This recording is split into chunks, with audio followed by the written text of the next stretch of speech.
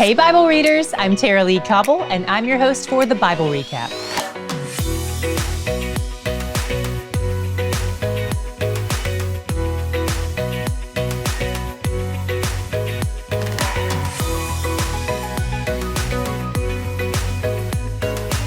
Yesterday ended with Joseph in prison in Egypt, forgotten by everyone but God and probably his dad Jacob.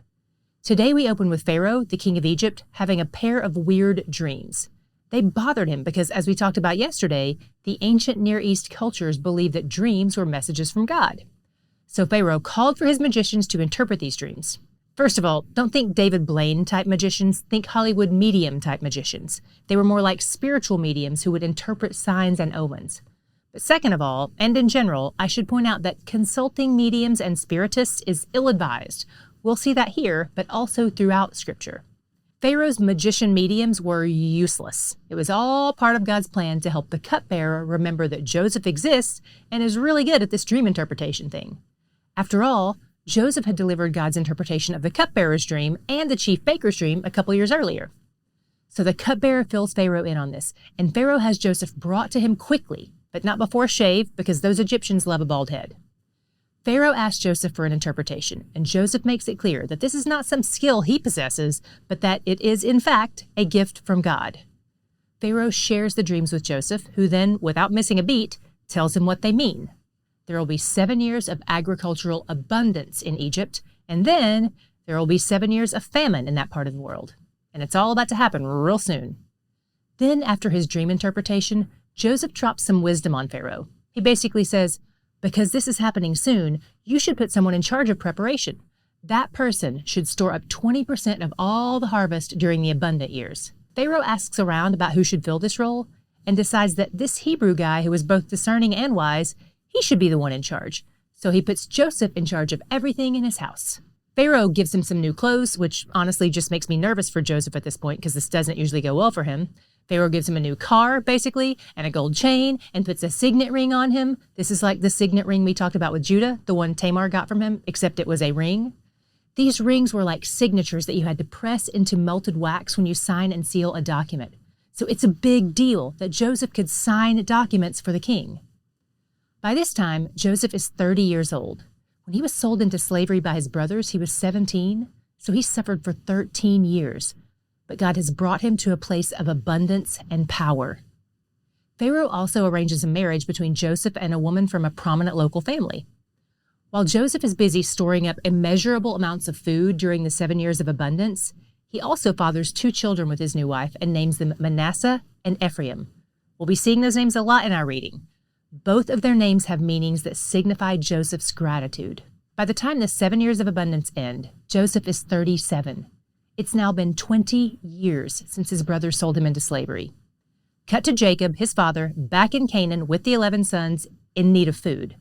The famine has begun, and they get word that there's grain for sale in Egypt. So the 10 oldest brothers make the journey, about 450 miles. But Dad keeps baby Benjamin, who is probably in his 20s, at home to protect him. Just a quick refresher. Jacob fathered children with 2 wives and 2 concubines. Of those 4 women, his wife Rachel was the only one he loved. They had 2 kids together, Joseph and Benjamin. Obviously, Jacob is going to be a little extra protective of Benjamin because he thinks Joseph is dead, so Benjamin is ostensibly his only child from his favorite wife. So Benjamin did not make the trip to Egypt with his brothers. Imagine being Joseph in Egypt, and one day your brothers who sold you into slavery appear before you and bow down to you, fulfilling the prophetic dream you had 20 years earlier. Joseph recognizes them immediately, but he pretends not to. He even speaks to them through an interpreter to keep them from knowing that he can speak Hebrew.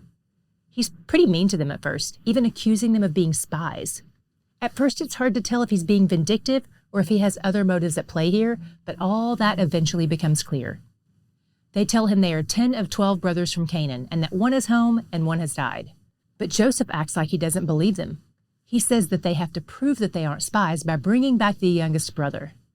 This could have been a test of their sincerity, but it was most likely a desire to see his full brother Benjamin. Then Joseph puts them all in custody for 3 days and says he'll keep one brother as a hostage while they make the round trip to get Benjamin and prove they aren't spies. The brothers panic. Their struggle and confinement really seem to produce some introspection in their lives. In conversation with each other, they confess their guilt and their regret over what they've done to Joseph, discussing all of this in front of him in a language they don't know he understands. Can you imagine? Joseph steps away and weeps when he overhears all this. The plan is for Simeon to stay behind in Egypt as a hostage, while the others go back to Canaan. Joseph gives orders to give them free grain by sneaking their money back into their grain sacks after they pay. We don't know whether this is a test or an act of generosity or both, but the brothers receive it as neither. They think it's God's judgment. Now, I've never gotten free money and thought God was judging me, so I can't relate, but that's how they felt. They panic again. And then we end today's reading with a cliffhanger. The brothers break the news to Daddy Jacob that this guy in Egypt wants them to bring Benjamin to him in order for Simeon to be released. And Jacob refuses. Where did you see God today? What did he do, or what did he reveal to you about himself in this passage? Honestly, it was pretty hard for me to just nail down one God shot, but here we go. I saw God's abundant generosity. Not only does it show up in Joseph's life, that's an easy one, but it also shows up in God's abundant generosity to his enemies. Think about this.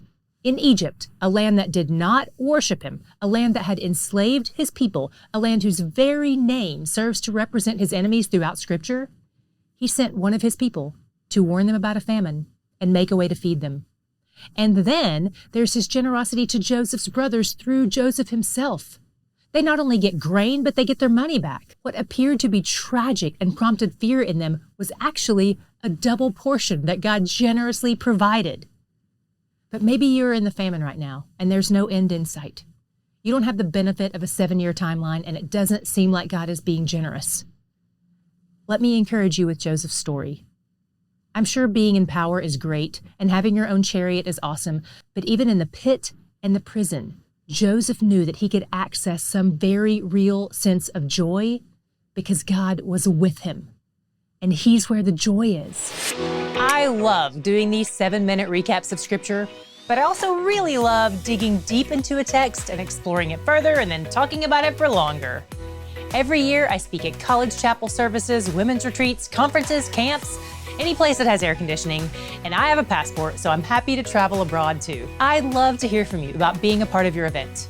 If you're interested, visit thebiblerecap.com and click on the TLC tab, or click the link in the description box.